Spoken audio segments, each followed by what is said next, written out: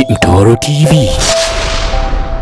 والسلام على أشرف الأنبياء والمرسلين سيدنا ونبينا محمد سيد الأولين والآخرين والتابعين لهم بإحسان إلى يوم الدين. أما بعد, ndugu zangu tulioruzukiwa kufanya hija mwaka huu 2026 na wale mahujaji watarajiwa 2027 na viongozi mbalimbali wa taasisi zetu za hija, lakini hapa tuna kiongozi mkongwe, mwakilishi wa Mheshimiwa Rais. Kwa upande wangu ni kiongozi wangu katika wilaya ya Mkuranga, ndugu yangu Ulega. Alisema nimeitwa shekhe, siji sawa, nikamwambia wale kuita wamepatia. Na wote tulioalikwa katika jambo jema hili la dua, assalamu alaikum wa rahmatullahi wa barakatuh. Ndugu zangu, anwani kuu yetu ni dua, na ni haki yetu kufanya hivyo kwa sababu ambazo zilitajwa na ndugu yangu Sheikh Khamis Othman Khamisi hapa, kwamba kwa mujibu wa imani yetu na kwa mujibu wa maelekezo ya Mtume sallallahu alayhi wa alihi wasallam, mtu aliyohiji vizuri anarejea akiwa hana dhambi, na moja ya vinavyochochea kukubaliwa dua ni kuombwa na mtu mwema ambaye hana dhambi. Sasa ikiwa dua pia zinaombwa hata na watu ambao wana dhambi, ni dhahiri kwamba zikiombwa na watu tuna matarajio hawana dhambi, yale matumaini ya kabuli yanakuwa ni makubwa mno. Lakini kama ilivyokuwa kuna umuhimu wa kuomba, lakini pia tuliojaliwa kuhudhuria ni bahati yetu, kwa sababu tutakuwa tunaombewa na watu ambao kwa kiasi kikubwa matarajio ya kukubaliwa ni makubwa. Ni haki yetu. Miongoni mwa vitu ambavyo imamu au khatibu alivigusia ni swala la amani. Sisi tunasema kama kuna mtu mdau wa amani ni alhaji, kwa sababu ile ibada yenyewe moja ya misingi yake ya kuweza kutekelezwa ni kuwepo amani ya kutosha. Lakini isitoshe, ile ibada yenyewe inafanywa katika mazingira na katika maeneo ambayo mji alioasisi mji ule, vitu vya mwanzo alivyoviomba ilikuwa ni amani. Baba wa mitume Ibrahim alayhi salam, kama tunavyofahamu, huwezi ukazungumzia uwepo wa mji wa Makka, lazima utajua uasisi wake. Lakini wanasema ni mara mbili kwa nyakati tofauti Ibrahim alayhi salam alifanya maombi maalum yanayohusu Makka.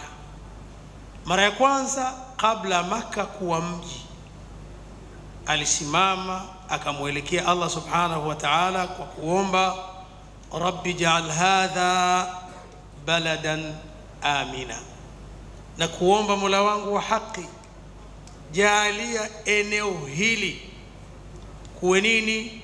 Mji wenye amani. La msingi hapa ni kuona sio mji tu, mji wenye amani. Na Allah tabaraka wa taala dua ikikubali, sababu akazijalia za kufanya Makka kuwa mji. Ulipokuja kuwa mji pia aliomba tena, rabbi ja'al hadha albalada amina. Kwa hivyo masala ya mji wa Makka na wenyewe ni baladul amin. Kila mtu aliyejaaliwa na mtarajiwa wa hija, moja ya tunu ambazo anatakiwa aziweke mbele ya macho yake na azijali kuliko mboni ya macho yake ni swala zima la amani. Ndio maana ahlul ilmu wanatuambia pamoja na istitaa ya mali na nyinginezo, kuna kitu kwa lugha ya zamani wakikiita khuluu tariq, yani kuwe kunaendeka. Nilikuwa nikiwaambia wenzangu mitaani huko, ukitaka kujua ishara ya amani na umuhimu wake, kuna kipindi ilitetereshwa, basi hata wale wa kuswali tulishindwa kuswali Ijumaa. Maana tuna watu humu wanaswali na wengine wanasali. Sasa wakuswali hatukuswali na wale wakusali pia hawakusali. Sio makanisa yalivunjwa au misikiti, kulikosekana kitu kinaitwa amani. Sasa hii hatuendi kisiasa kwamba mtu akaona tunapoomba amani labda kama tunajipendekeza kisiasa. Hapana, ni haki yetu, ni wajibu wetu, na ni jambo ambalo linasisitizwa katika Uislamu wetu. Ukiacha nukta hiyo, ningependa pia kwa wale tulioruzukiwa kufanya hija na wale watarajiwa katika Uislamu, hasa wa umma huu wa Muhammad sallallahu alaihi wa alihi wasallam, tuna bahati sana ya kuwa vinavyosababisha kupata thawabu ni vitu vingi. Soma Qur'ani herufi moja, thawabu 10. Kumsalia Mtume sallallahu alaihi wasallam, thawabu za miminika. Kwa hiyo vile vitega thawabu ni vingi mno kwa umma huu, na kuvifikia pia sio shida. Lakini shida mara nyingi baada ya kupata thawabu, ile namna ya kuzitunza na kuzienzi, ili siku hiyo ambayo la yanfa'u malun wala banun, ukute kwamba mzigo wa thawabu uko pale.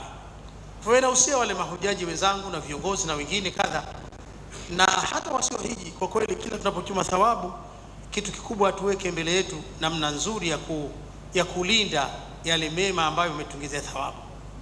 Vinginevyo itakuwa unaenda hija, unarudi, nafunga Ramadhani, inaisha, mambo unafanya mengi, lakini kule kuyalinda ili ya kufae siku ya malipo, hiyo ndiyo kazi ya ziada ambayo tuliokushajaliwa kutengeza ibada hizo za hija, basi tulinde, na watarajiwa wawe tayari kulinda. Lakini thawabu zinatakiwa kulindwa, sio za hija peke yake, hata hizi za majambo mengine.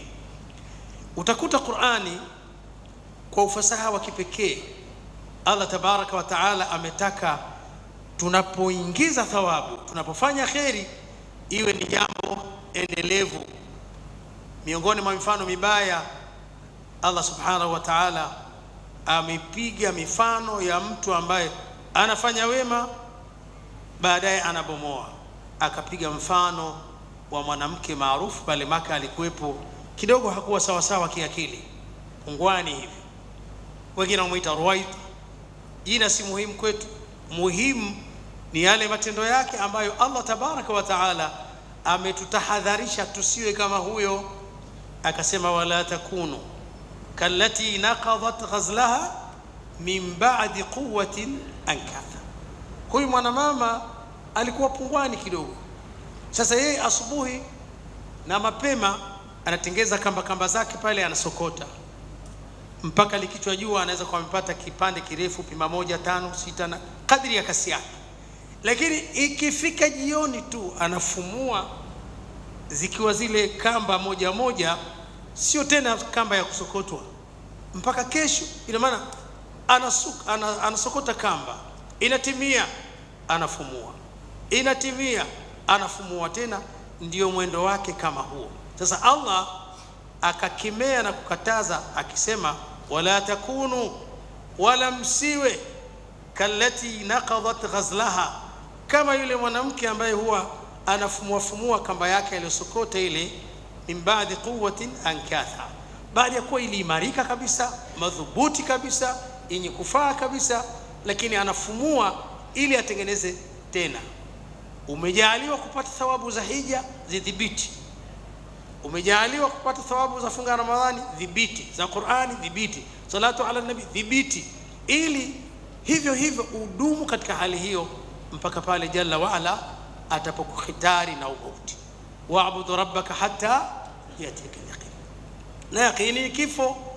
Na ndio maana yaqini, kwa sababu hakuna mashaka yako kwa wengine, wako mulhidina, hawaamini kufufuliwa, hawaamini adhabu al-qabri, lakini sifikiri kama kuna mtu haamini kufa. Na ndio maana hata watu waliobobea katika utaalamu wa tiba huko katika hospitali yao, hospitali haiwi na maana ila iwe na mortuary. Ni wodi, si ya kuweka watu wanaumwa, ambao tayari wameshapoteza uhai. Sasa kwa maana hiyo, ndugu zangu, hili jambo ambalo tunalifanya si jambo la utani, na tuombe tukiwa na yakini kwamba Allah tabaraka wa taala atatujibu. Kwa maana hiyo, nasaha zangu hizi fupi ili wengine wachangie ni kwamba tuwe na tabia na kumwomba Mwenyezi Mungu usiku na mchana atuwezeshe kulinda mafanikio tunayofikia, kheri tunazozifikia, ili kusudi siku ambayo zitatakiwa zikifunguliwa zile akaunti zetu zikuwe zina salio. Tusimpe shetani namba ya siri, wewe unafikiria kwamba kule ziko milioni 50, kumbe anakuja anatoa anavijua mpaka siku kamera ndio zinaonesha. Hapana, pale ulimsengenya mtu, pale ulimteta mtu, zimedokolewa kadha. Tujitahidi kulinda, ili siku ambayo mali haina nafasi, watoto hawana nafasi, ndugu marafiki hawana nafasi, itakuwa tunakuta mzigo wetu pale Allah tabaraka wa taala anatulindia. Mimi nimalize kwa kumwomba Mwenyezi Mungu Subhanahu wa Ta'ala wale aliowapa mtihani wa kusimamia majambo, Mwenyezi Mungu Subhanahu wa Ta'ala awalinde, awape mafanikio, awape uoni sahihi, awape wasaidizi wazuri, na ailinde nchi yetu na kila fitna za dhahiri na za siri, na wale wanaopanga mipango miovu Mwenyezi Mungu awavize wasiweze kufikia katika nafasi hiyo. Allahumma aminna fi awtanina wa aslih a'immatana wa ulata umurina waj'al wilayatana fi man khafaka wattaqaka ya rabbal alamin. Allahumma inna nas'aluka al-hidayah wat-tawfiq war-ri'ayah. Allahumma sallimna min afati ad-dunya wa bala'i al-akhirah. Allahumma rahmataka narju fala takilna ila nufusina tarfata 'ayn ya rahman ya rahim. Wa sallallahu ala nabiyyina Muhammad wa alihi wa sahbihi wa sallam walhamdulillahi rabbil alamin.